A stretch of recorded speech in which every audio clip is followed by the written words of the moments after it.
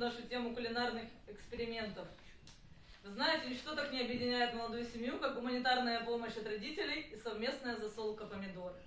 И хотя вчера, после вечеринки в Гусе, мы готовы были собирать вещи в чемоданы друг друга и отправлять друг друга во свояси, сегодня мы молча собираем помидоры, лук, чеснок и сельдерей, и острый перец по банкам. И так как у каждой хозяйки свой идеальный рецепт соленых помидор, так и у нас с Кацманом свой идеальный рецепт отношений. И он не имеет никакой стабильности, ибо сегодня мы такие, завтра иные. И по-разному бывает. И во вкусах, и внутри мира двух субстанций, когда она из Одессы еще и принцесса, он с Харькова еще и доктор. И вечные соревнования, кто круче, взаимные споры о быте, делают наш союз крепче, чем у Ленина с Троцким. И общая тема, которая нас свела двоих, это поиск истины. А ведь никогда не найдем, а за руку друг с другом, может быть, по жизни не пройдем. Молодец.